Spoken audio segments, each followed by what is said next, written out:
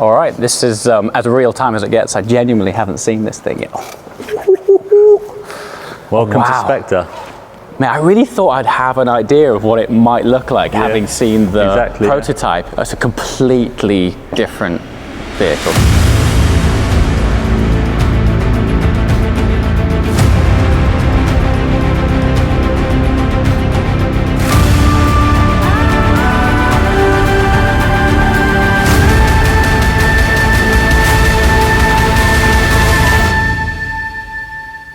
Wow, it's got some sculpture to it, hasn't it? For sure, yeah, for sure. Unmistakably Rolls Royce. Absolutely. It's got some serious presence, huh? Yeah. So how long have you been working on this for now? Wow, I've been with the project now for a good few years. Okay. Obviously, it's super exciting now for us to be able to share it with the world. We've been showing clients in Goodwood over the last few months. Right. Okay. Which has been super exciting and really incredible feedback. And now unveiling it to this world. So for you, this is a massive deal. I mean, when you live and breathe something like this for so long, you must have been dying to get to this point, right? Yeah, it's just great finally to hear people's feedback. It's been really positive. The design, I think, has really struck people. As I said, unmistakably Rolls Royce. We've kept what makes a Rolls Royce, both in terms of design, but also the features. And I think that's really resonated with people, both existing clients, of course, but also new clients as well. So is this built on an entirely new chassis or architecture of luxury, as it were? Yeah, exactly. This is built upon the architecture of luxury, which of course we introduced with Phantom, and then Cullinan was also built upon that, and then new Ghost, and now our first fully electric car is also built upon the architecture of luxury. I mean, having no conventional B-pillar is stunning. Just this completely open, sweeping window line. In the side profile, we refer to Spectre as sheer monolithic beauty. Okay. Which I think is a really Rolls-Royce way of putting it, and that a lot of that comes from these really uninterrupted lines, the long wheelbase, of course. The face of really any Rolls-Royce goes a long way to defining the overall character, and on Spectre we call that serenity with presence. And there's a few key areas which really bring that. The first is the split headlight design, which has been seen throughout the history of Rolls-Royce, but last seen on Phantom Coupe, and that's another one of the reasons why we call Spectre the spiritual successor of Phantom Coupe. Secondly, the grille, the widest grille ever fitted to a Rolls-Royce, but of course a grille traditionally is there to allow air in to cool the V12, right? So we reimagined the grille, and that's one of the reasons why it's so wide, but also the grille vanes. They're not in this shape as they typically are, but more they're outwards. And that really shapes the air around the Super Coupe form. Wow. Spectre has a drag coefficient of just 0.25. I don't know how you've done that, because I'm not sure if the camera's picking this up. The sheer scale of this thing is colossal. Wow, that's impressive, right? Yeah, and lastly at the front, of course, the Spirit of Ecstasy, sat atop every Rolls Royce. We mentioned it's been a long journey for Spectre, but just this was 830 hours of development, of testing, and of crafting this new Spirit of Ecstasy. The Spirit of Ecstasy on Spectre was 830 hours. Yeah, exactly. Of R&D, development, sculpting. Yeah, wind testing, I mean, you name it. If that doesn't set the context as to why Rolls-Royce is Rolls-Royce, I'm not sure anything else does. Do you know what's been fantastic is I'm actually now even more realizing the value of experiencing the prototype. For sure. Because to be inside that thing, I mean, I was only a passenger, so very much along for the ride, but it felt less like propulsion of a vehicle and more like there was a gigantic magnet in front of you just drawing you along the road. It was a very surreal feeling. Exactly, and the first and foremost, Spectre is a Rolls Royce. We were driven by creating a Super Coupe before we were driven by creating an electric car. You feel that with the drive as well. It feels like a Rolls Royce, as it should. And of course the electric powertrain is so suited to everything we've strived for with a V12, and now we've got the perfect powertrain. Talk to me about these wheels, because these are substantially large, aren't they? They are. It's the only coupe with a 23-inch wheel in production, of course, and it was not seen, shall we say, since the 1920s on a Bugatti Royale. So they're really impressive, and of course they really suit the form of Spectre. That probably, through the camera, helps to set context perhaps to its scale, because as a 23-inch wheel, it doesn't look out of proportion on this car. I mean, even on a fairly substantial SUV, 23 inches would look big, right? This just suits it. I mean, and what's great is behind those wheels, we've got all-wheel drive and all-wheel steer. Plus, these wheels will be available with a winter tyre. So Spectre is coming to a ski resort near you.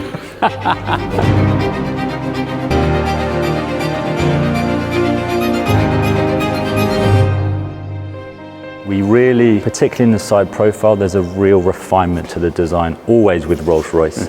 And there's 3 key lines, and we restrain ourselves, if you like, to those 3 key lines. So on Spectre, we have the silhouette, which is the roof line, which starts at the Spirit of Ecstasy and races rearwards down the fastback. We have the shoulder line, which runs through the coach door handle. And lastly, we have the waft line. And particularly the shoulder line and the waft line, you'll notice they taper as they reach the front of the car. Yes. And that gives this feeling of dynamism, of motion, even when the car is stationary. I'm just trying to think how you've done that. It literally is. So it is a single piece from the front of the window line? Yeah, so it starts at the pillar, obviously, and seamlessly runs all the way through, effectively to the bumper and the boot at the rear.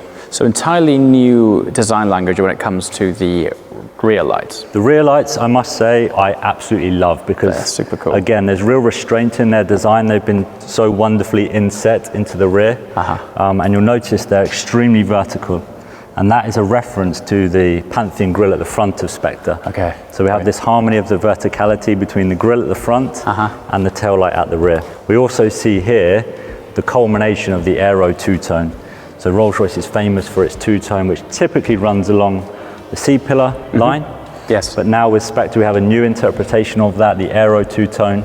So just the bonnet, the roof, and the top of the boot here, with this brand new exclusive paint color for Spectre, chartreuse, in combination with diamond black. It's sort of almost fluid, isn't it? For sure, It's so pure. Yeah. However, what I quite like is towards the rear, I never thought I'd say this on a Rolls Royce, a diffuser. Exactly, yeah. This Rolls Royce has a diffuser. Yeah, for sure.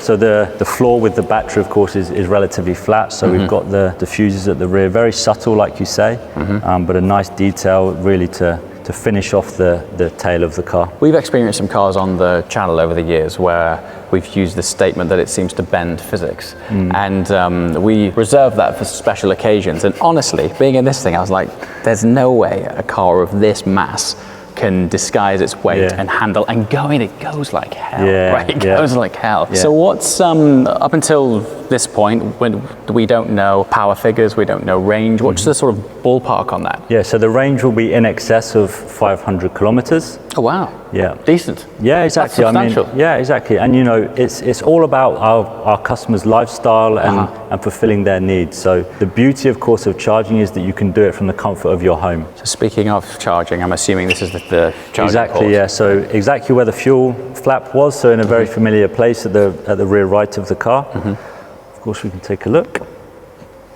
Oh, it's beautiful. Look at that. I mean, I'm sure I said this on the prototype experience, but I'm genuinely excited about Rolls-Royce going EV, and there's not many brands I can say that for. It just seems to fit the ethos of the brand perfectly, like massive amounts of torque, pure silence. Yeah, exactly. I mean, this suits everything Rolls-Royce has been striving for now more than 100 years. It's crazy to think that in 1900 Charles Rolls prophesied an electric future. Isn't that crazy? Unbelievable. And now it's here, it's real, and the electric future for Rolls-Royce has begun.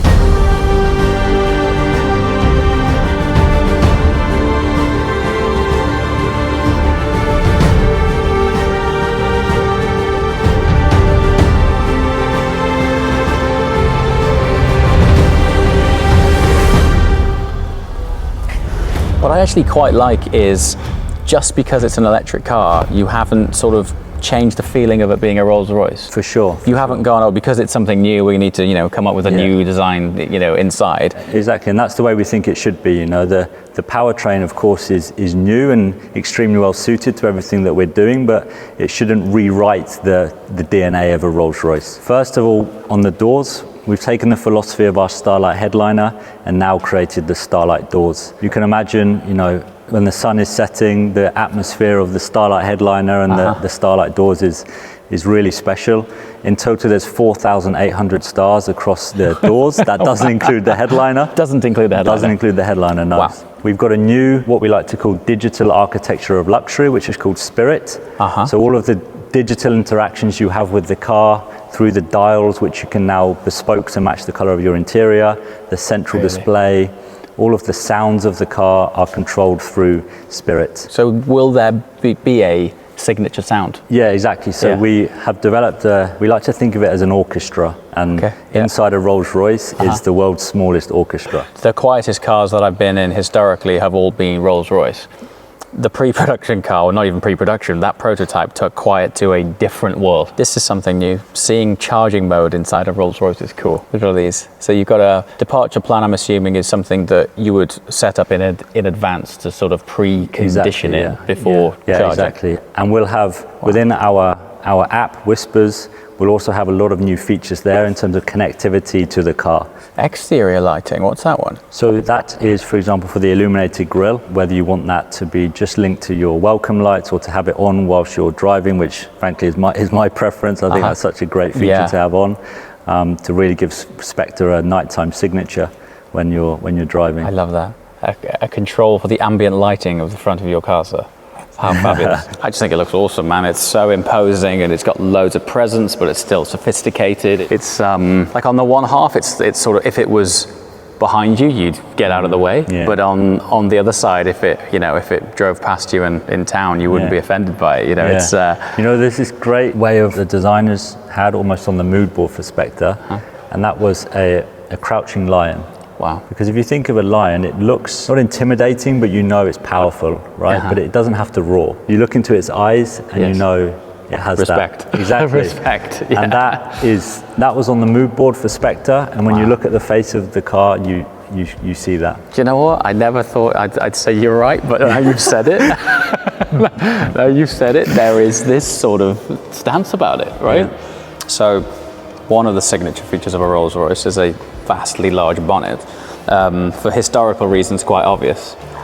There's no V12 under there anymore. So what's under there? So we've got firstly the front motor to power the front wheels, and of course the rear motor at the back for the rear wheels. We have chosen actually not to have a frunk because we've got a huge amount of space in the rear, so there is a cover.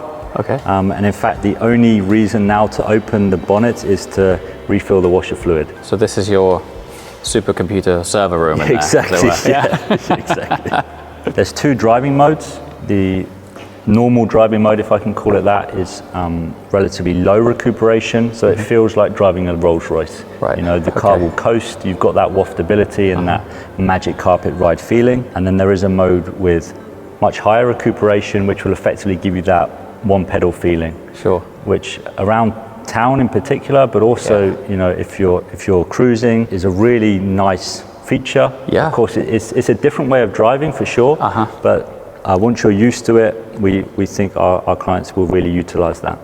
I actually think it's one of, if you're gonna go full electric, it's quite nice to embrace the features and tech that you couldn't otherwise do in a conventional car. And again, going back to going electric for Rolls Royce, you might argue that enhances the luxury of it because it adds to its effortlessness, as it were. In the supercar, sports car world, it's a hurdle getting a diehard petrol head interested in something which historically has pulled at the heartstrings because of the way it sounds and vibrates, etc. And in this, it's genuinely an exciting proposition. Well, our clients have been asking us for an electric car now for a little while, and I think we've timed it really well. Of course, it will be exciting to see the car on the road next year, and finally, if we think after 100 or more years since Charles Rolls said it, we've fulfilled that prophecy and Spectre will be on the road. And I think, as you say, Spectre for our clients is not a departure from everything they love about a Rolls Royce. It's that magic carpet ride feeling, that effortless power, the silence, the refinement, the waftability.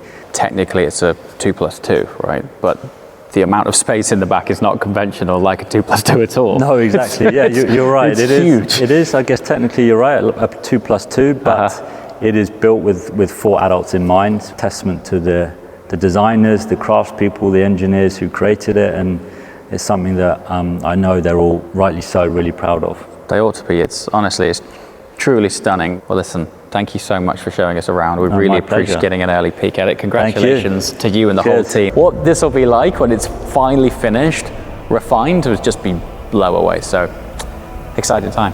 Thanks very much. Thanks. Cheers.